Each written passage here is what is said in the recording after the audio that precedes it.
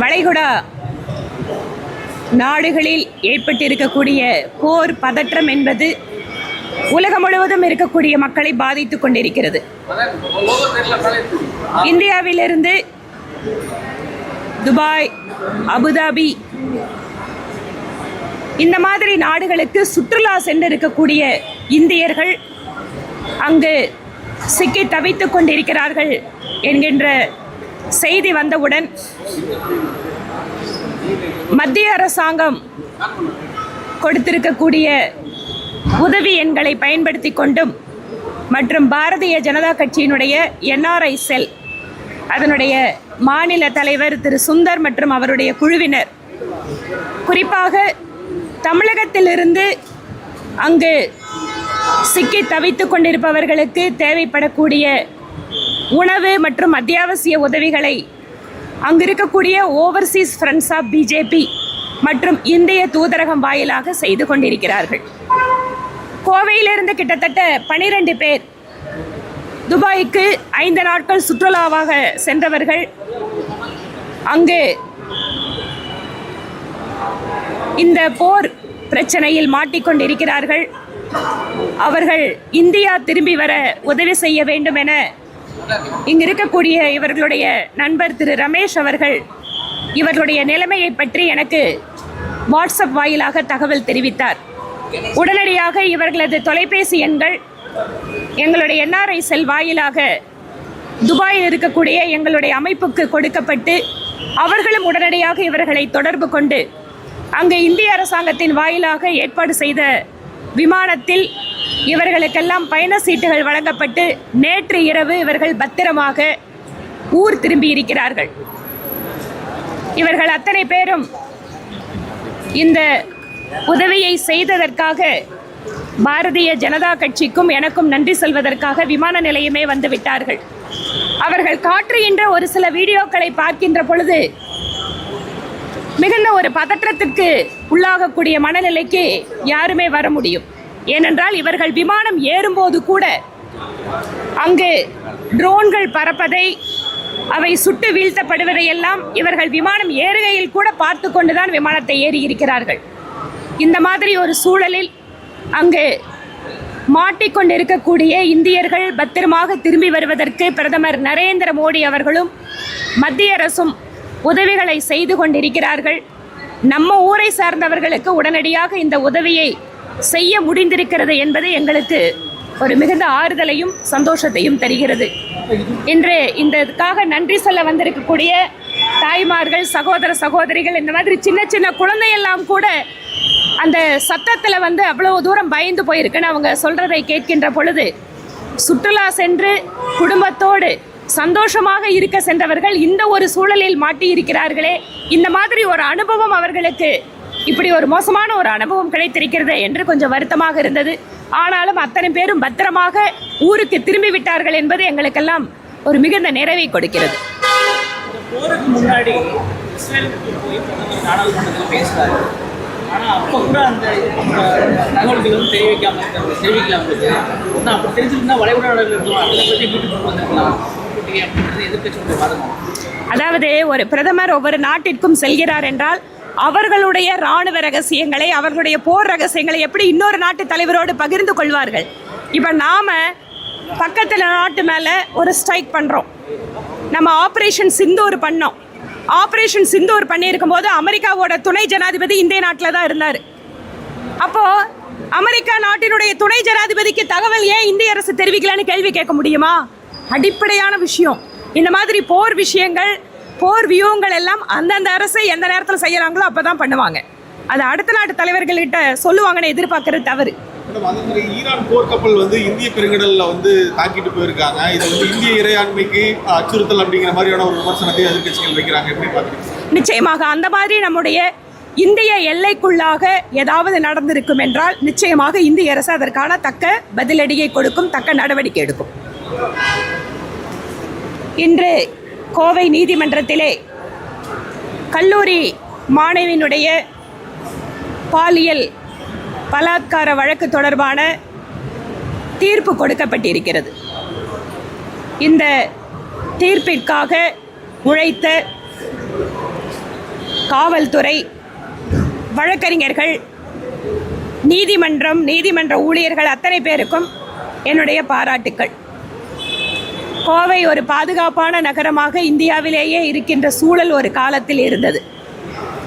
இன்று அந்த பாலியல் பலாத்காரம் வெளியே தெரிந்தவுடன் கோவையில் இருக்கக்கூடிய அத்தனை மக்களும் அதிர்ச்சியுற்றார்கள். உடனடியாக நீதி வழங்க வேண்டும் என நாங்களும் எங்களுடைய கட்சியின் சார்பிலேயும் பல்வேறு அரசியல் கட்சியின் சார்பிலேயும் அரசுக்கு அழுத்தத்தை கொடுத்தோம். எங்கள் போராட்டங்கள் வாயிலாக விரைவாக விசாரணை நடைபெற்று தீர்ப்பு வழங்கப்பட்டிருக்கிறது. அவர்கள் சாகும் வரை ஆயுள் சிறையாக இருக்க வேண்டும் என தீர்ப்பும் மற்றும் பாதிக்கப்பட்ட மாணவிக்கு நிவாரண தொகையும் அறிவிக்கப்பட்டிருக்கிறது. இதில் ஊடகங்களையும் இந்த நேரத்தில் நான் பாராட்ட வேண்டும் என நினைக்கிறேன். ஏனென்றால் அந்த பெண்ணினுடைய அடையாளத்தை, அந்த பெண்ணினுடைய புகைப்படம் மற்றும் தகவல்களை எல்லாம் கோவையில் இருக்கக்கூடிய ஊடக நண்பர்கள் பத்திரிகை தர்மத்திற்கு உட்பட்டு நீங்கள் அதை தகுந்த முறையில் அந்த நிகழ்வை மிக சரியான விதத்தில் அணுகியிருக்கிறீர்கள் என்பதற்காகவும் என்னுடைய பாராட்டுக்கள். ஏனென்றால் பாதிக்கப்பட்டவர்கள் ஏன் வெளியே சொல்வதில்லை என்றால் உடனடியாக அவர்களுடைய பெயர் மற்றும் மற்ற விவரங்கள் வெளியே வந்துவிடும் என்கின்ற பயமும் ஒரு முக்கிய காரணம்.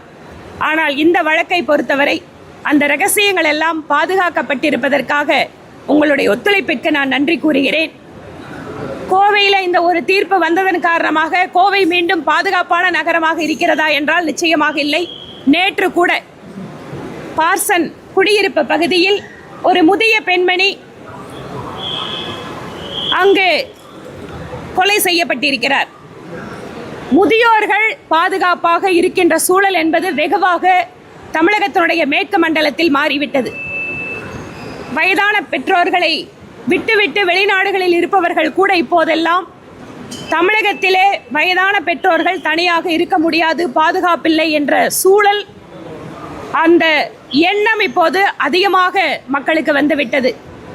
ஒருபுறம் இந்த மாதிரி தீர்ப்புகள் வாயிலாக சமூகத்தில் ஒரு நம்பிக்கையை ஏற்படுத்துகிறது, அதிலும் குறிப்பாக விரைவாக முடிக்கப்பட்ட வழக்குகள்.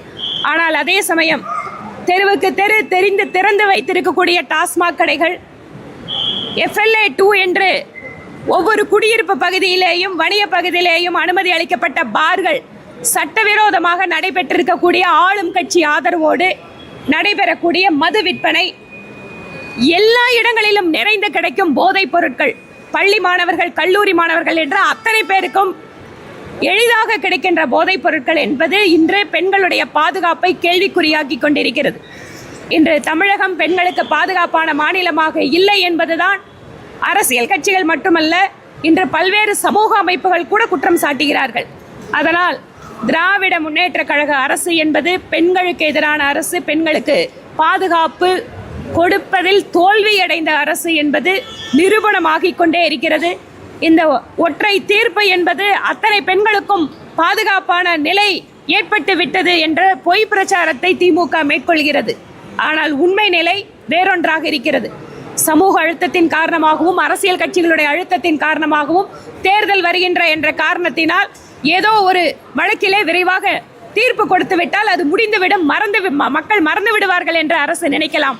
ஆனால் குறிப்பாக கோவையினுடைய பாதுகாப்பு என்பது இங்கு இருக்கக்கூடிய மக்களுடைய பெண்கள், வயதானவர்கள் இவர்களுடைய பாதுகாப்பு மட்டுமல்ல, தமிழகத்தினுடைய வளர்ச்சிக்கு மிக முக்கிய காரணமாக இருக்கின்ற கோவையிலே சட்டம் ஒழுங்கு குற்றச் செயல்கள் அதிகரிப்பு என்பது தமிழகத்தினுடைய வளர்ச்சியை பின்னோக்கி இழுத்துவிடும். ஆக நேற்று நடந்த கொலை வழக்கு என்பது கூட எந்த அளவிற்கு கோவை பாதுகாப்பில்லாத நகரமாக இருக்கிறது என்பதற்கு சாட்சியாக இருக்கிறது. விஜய் வந்து பாத்தீங்கன்னா பல்வேறு வாக்குறுதிகள், ரெண்டு ஒரே கேள்வியா, வாக்குறுதிகள் கொடுத்திருக்காரு. அதாவது பாத்தீங்கன்னா 1 பவுன் தங்கம், பட்டு சேலை அப்படின்னு அது வந்து பாத்தீங்கன்னா தாய்மாமன் செய்துங்கிறாரு. பெண்களுக்கு வந்து 2500 ரூபாய், அதாவது வந்து 1000 ரூபாய் கொடுக்குற மாதிரி மளிகை ஜாமான் வாங்குற அளவுக்கு கொடுக்கணும் அப்படிங்கிற மாதிரி சொல்லியிருக்காரு. அதுக்கப்புறம் பிறக்கிற குழந்தைகள்லாம் தங்கம் போகிறோம் அப்படிங்கிற மாதிரி நிறைய திட்டங்கள் அறிவிச்சிருக்காரு மகளிர். அதுக்கு அவர் என்ன சொல்றாருன்னா, இருக்கக்கூடிய ஆட்சியாளர் வந்து 30% கமிஷன் அடிக்கிறாங்க, 30% கமிஷன் அடிக்கலைன்னா இது எல்லாத்தையுமே கொடுக்கலாம் அப்படிங்கிற ஒரு விஷயத்தையும் சொல்லியிருக்காரு.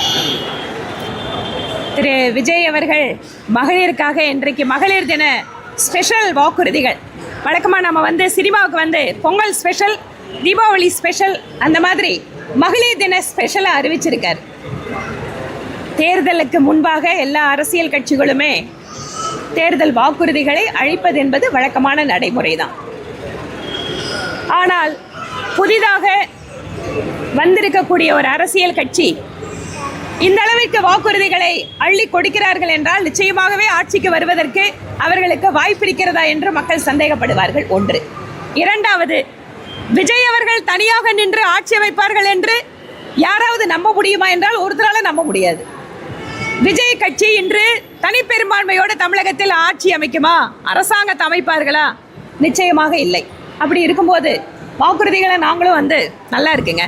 அதுல இன்னைக்கு அரசியல் கட்சிகள் எல்லாமே பெண்களுக்காக ஓடி ஓடி வாக்குறுதிகள் கொடுக்கறத ஒரு பெண்கள் தலைவராக நான் அதை வரவேற்கிறேன். ஏனென்றால் ஒரு காலத்தில் பெண்கள் வெறுமனே வாக்காளர்கள், ஆனால் இன்று பெண்கள் அரசு அதிகாரத்தை நிர்ணயிக்கக்கூடிய சக்தியாக மாறிக்கொண்டிருக்கிறார்கள் என்பது இப்போது எல்லாருடைய அறிக்கை பார்த்து புரிஞ்சுக்கலாம். தமிழக வெற்றி கழகம் தேர்தல் வாக்குறுதி மட்டும் சொல்றீங்க, இதே போல அதிமுக திமுக எல்லாருமே தேர்தல் வாக்குறுதி. அதனாலதான் சொல்றேன், திமுக அதிமுக இவர்கள் இந்த மாநிலத்தை ஆண்டு கொண்டிருப்பவர்கள், ஆண்டவர்கள், ஆளை காத்து கொண்டிருப்பவர்கள். அவங்களுக்கு எல்லாத்துக்கும் ஒரு ட்ராக் ரெக்கார்ட் இருக்கு. அவங்க சொல்றாங்கன்னா நாளைக்கு மக்கள் கேட்போம். திமுக சொன்ன வாக்குறுதி என்னாச்சுன்னு நாங்க கேட்கிறோம். திரு விஜய் அவர்கள் வாக்குறுதியை கொடுத்திருக்கிறாரு. ஆட்சிக்கு அவர் வரப்போறதில்ல. பாப்போம். விஜய் வாக்குறுதியை வரவேற்கிறீங்க? ஏங்க, ஒரு பெண்ணாக என்ன கொடுத்தாலும் பெண்களுக்கு சரிங்க அப்படின்னு சொல்லுவோம். ஆனா வாய்ப்பு இருக்கான்னு கேட்டா வாய்ப்பு இல்ல ராசா. அதுதான் 60 சீட்டு பேசிட்டு இருக்காங்க அப்படிங்கிறாங்க. யாருக்கு? விஜய் பாஜக. இந்த கேள்விக்கெல்லாம் நான் பதில் சொல்ல விரும்பல. ஒரு பெண் என்னை வீட்டுக்குள்ள விடுறதுக்கு அனுமதிக்கணும்னு நீதிமன்றத்தில் நாடிட்டாங்க. இது எப்படி பாக்குறீங்க? அதை பத்தி பேசுறது வார்த்தை இல்லைன்னு இருக்காரு விஜய். அதாவது தமிழகத்தோட அரசியல், அதிலும் குறிப்பாக திராவிட முன்னேற்ற கழகம் தான் தமிழகத்தில் ஒரு அரசியல் கலாச்சாரத்தை உருவாக்கணுங்க. நீங்கள் தலைவர்களுக்கெல்லாம் நான் தனிப்பட்ட தாக்குதல் எப்பவுமே இறங்குறவ கிடையாது.